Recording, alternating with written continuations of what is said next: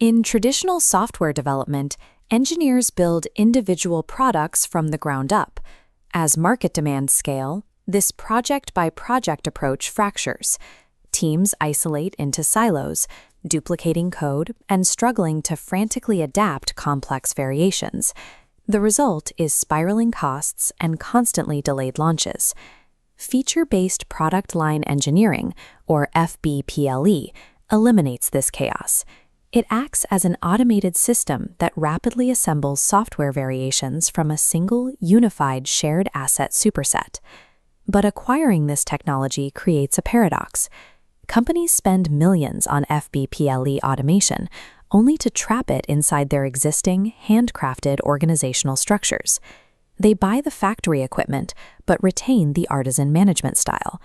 This creates an immediate operational vacuum. You cannot run an automated, platform-centric engineering pipeline on a legacy, project-centric business model. The entire system short-circuits. Achieving true scale requires an overhaul of the business organization management layer. Governed by the ISO IEC 26580 standard, this transition reconfigures the company's reporting lines and accounting flows to mirror the logic of a production line. This diagram illustrates the new organizational blueprint. At the top is the high-rise, where the C-suite steps away from individual product micromanagement. Their sole focus is directing macro investments and securing capital for the automated production floor below. Down on the floor, we find the factory operators, the factory manager, and the factory lead engineer. Their exclusive responsibility is to build, maintain, and protect the shared asset superset. Positioned on the perimeter are the customers. The product manager and product lead engineer represent market demands. They do not write code or alter the platform. Instead, they submit formal feature requests to the factory floor to configure specific product variations. For massive operations, a production line architect oversees the entire grid. They ensure that multiple specialized sub-factories function perfectly as an interlocking network of systems. These 5 roles eliminate departmental silos by stripping individual teams of the power to modify code in isolation.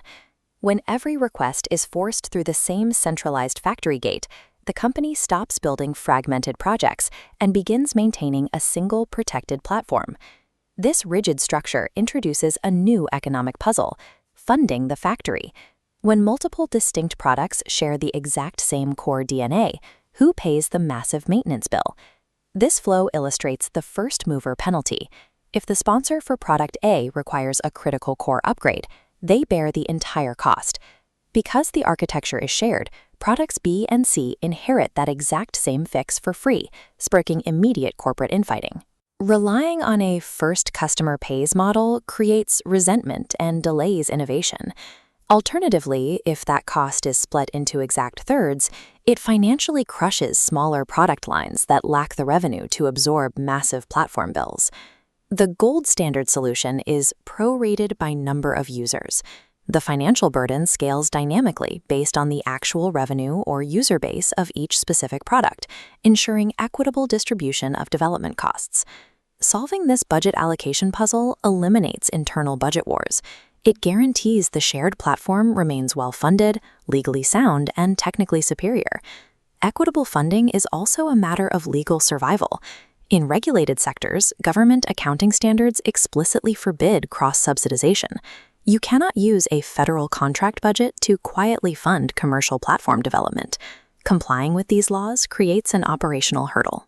You cannot force engineers to pause coding to calculate complex fractional accounting across multiple external funding streams. The solution is an abstraction layer using simple charge numbers.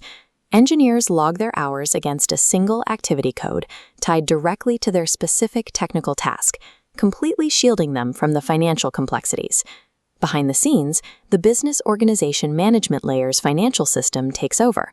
It automatically slices those charge numbers into perfectly calculated, compliant allocations, routing every dollar to the correct regulatory bucket. This abstraction layer bridges the gap between technical work and legal oversight. It allows engineers to focus on the code while generating the granular data required for an audit-proof financial defense for the business.